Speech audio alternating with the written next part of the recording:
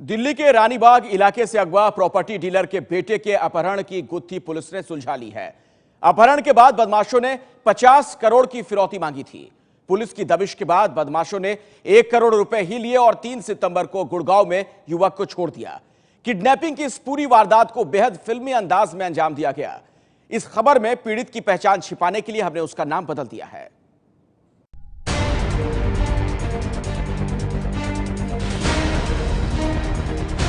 इसी BMW car में अपने घर जा रहे 20 साल के रोहन को बदमाशों ने अगवा किया था।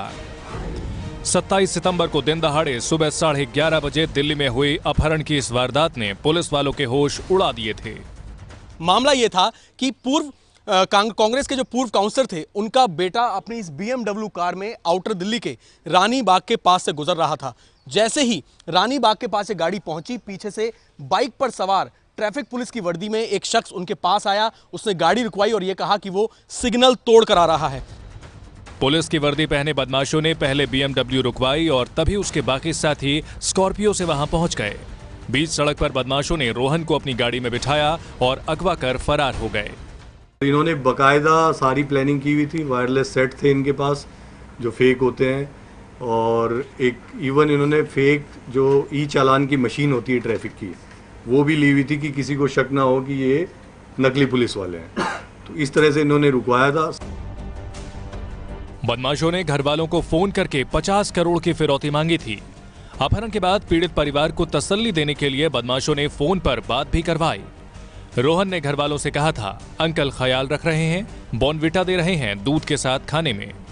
पुलिस की माने तो दबिश के बाद किडनैपर 1 करोड़ में ही रिहाई को तैयार हो गए। तय प्लान के मुताबिक दिल्ली बॉर्डर पर बदमाशों को 1 करोड़ रुपए दे भी दिए गए। मामले की जांच कर रही क्राइम ब्रांच सर्विलांस और साथ ही खुफिया जानकारी की मदद से किडनैपर्स पर नजर रखे हुए थी।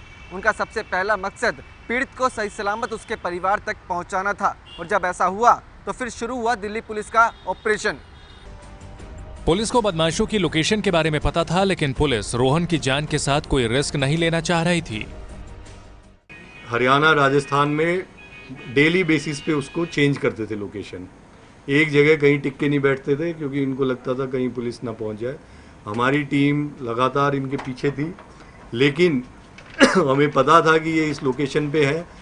फिर भी हमने वो एक्शन नहीं लिया, क्योंकि हमें ये डर था कि कहीं इसकी जल्दी में इसको गोली वोली ना मार दे बच्चे को।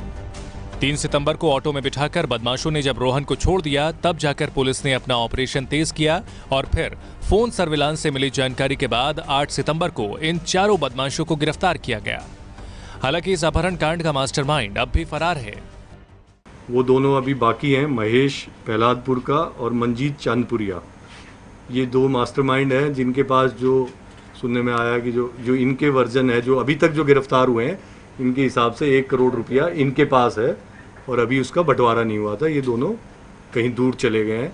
हो सकता है नेपाल गए हों या कहीं हिल स्टेशन में गए हो, उसकी हम तलाश कर रहे हैं। पुलिस के मुताबिक 50 करोड़ की फिरौती की मांग वाले इस किडनैपिंग कांड में कुल 12 से 15 लोग शामिल थे।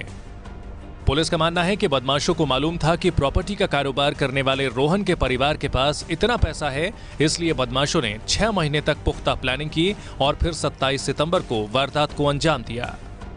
बाकी बदमाशों के साथ 1 करोड़ रुपए की बरामदगी अब पुलिस के लिए चुनौती है। दिल्ली से अभय पराशर के साथ विवेक शर्मा की रिपोर्ट।